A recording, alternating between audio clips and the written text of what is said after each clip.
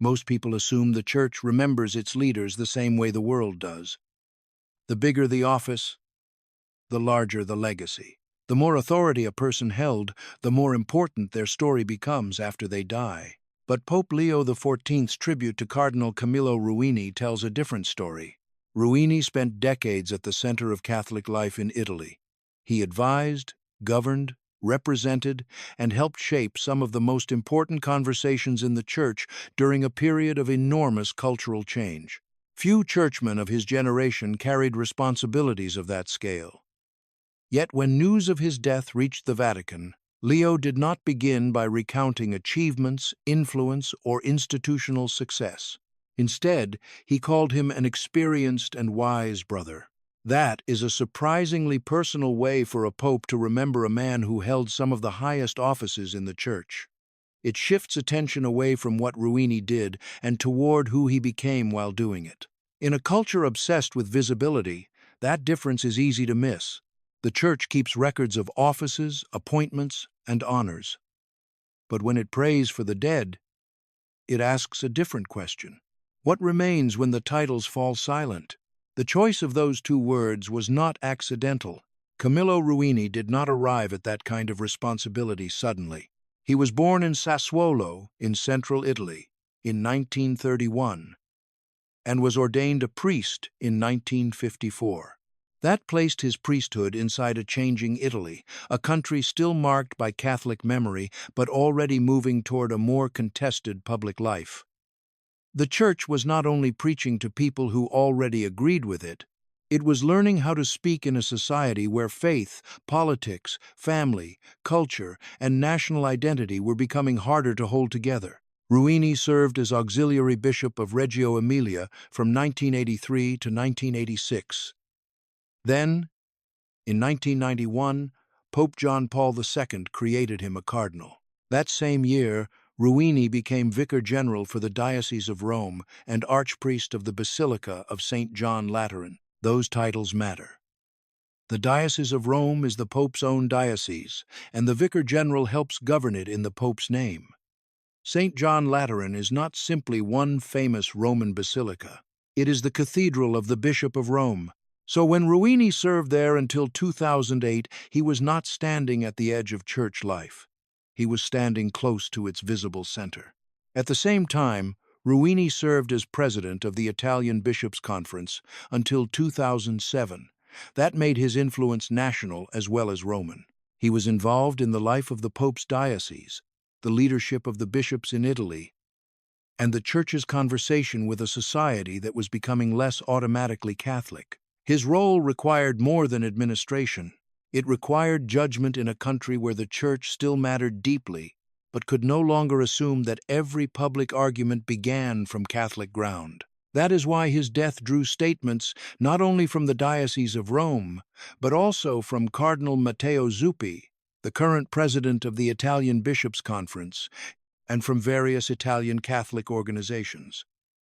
Ruini belonged to more than one circle of memory. Rome remembered him. The Italian bishops remembered him. Catholic institutions remembered a figure who had helped shape their public life for years. Yet none of those offices became the center of Leo's tribute. Pope Leo's telegram was not long, but it was carefully built. It was released on Wednesday, June 17th, after Cardinal Ruini died on Tuesday, June 16th, at the age of 95. The Pope expressed his closeness and condolences, and the message was addressed to Cardinal Baldassare Reina, the current Vicar General for the Diocese of Rome. That detail gives the telegram a particular weight. A pope was speaking about a former Vicar General of Rome through the man now entrusted with that same office. Leo described Ruini as an experienced and wise brother, characterized by deep faith, keen intelligence, and far-sighted vision. Those are not decorative words. Deep faith points to the source of his service. Keen intelligence points to the clarity needed to lead. Far-sighted vision points to the ability to think beyond the pressure of the present moment. In the Church, leadership cannot survive on administration alone. It has to see further than the next decision. Then Leo named two quieter virtues: discretion and self-sacrifice. He said Ruini served the gospel and the Church that way. That sentence matters because it refuses to treat church service as a public performance. Discretion is not the same as weakness. It can be the discipline of knowing when the mission is larger than the person carrying it. The Pope also recalled Ruini's fruitful work for the Italian Bishops' Conference and his productive dialogue with the world of culture. That phrase opens a wider door. Ruini's influence was not only internal. He worked in the difficult space where the Church speaks to a culture that may admire its history, question its authority, and still need its moral voice. Dialogue with culture is not easy work. It requires conviction without contempt and openness without surrender. Then the telegram turned into prayer. Leo expressed gratitude to the Lord for the gift of this esteemed man of the Church. He asked the Lord, through the intercession of the Virgin Mary, to welcome Ruini into the heavenly Jerusalem. He imparted his apostolic blessing to all who mourned him, and he added a grateful thought for those who cared for him so devotedly. That final note changes the whole scene. The cardinal who once helped carry the public voice of the Italian Church ended his life in the hands of people who cared for him day after day. The telegram does not separate the public servant from the frail man. It holds them together. The final line of the telegram pointed somewhere few public tributes ever do. The Italian Church is mourning more than a retired cardinal. It is mourning a kind of leadership formed in an older world, now being remembered in a newer and more fragmented one. That is why the response matters. The Diocese of Rome remembered Ruini's service. Cardinal Matteo Zuppi, the current president of the Italian Bishops' Conference, remembered him as well. Various Italian Catholic organizations also issued statements. These were not random formalities. They came from the same ecclesial landscape Ruini had helped shape. Rome, the Italian bishops, and the wider Catholic institutions that still carry the burden of public witness in Italy. But Pope Leo's telegram did not end with influence. It ended close to the bedside. In recent months, Ruini's health had deteriorated, and he had been receiving daily care at home. Before that, he had suffered a heart attack in July 2024. In 2025, kidney failure required hospitalization. Those details could sound like the ordinary medical notes that follow any death announcement, but in this story they do more than mark decline. They remind the Church that a life of authority still ends in dependence. That is a hard truth for every institution, including the Church. Catholic leadership can involve titles, offices, decisions, public statements, and responsibility over many people. But none of those things remove the final vulnerability of the human person. Ruini had once stood inside rooms where the future of the Italian Church was discussed.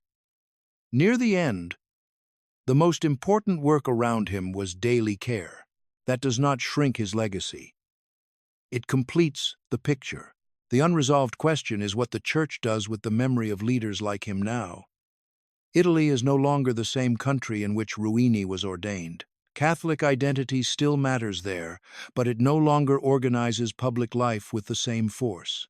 The Church still has to speak to culture, but the conversation is harder, less predictable, and often less patient with religious authority. Ruini's life points to that challenge.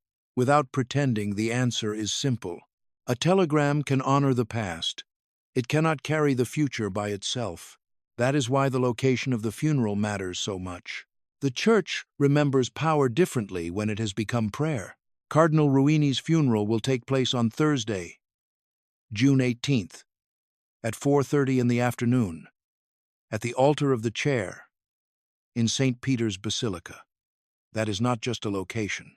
For a man who served the Pope's own diocese, stood at St. John Lateran, and helped lead the Italian bishops, the final public act now happens in the heart of the Church's visible unity. The titles have fallen silent.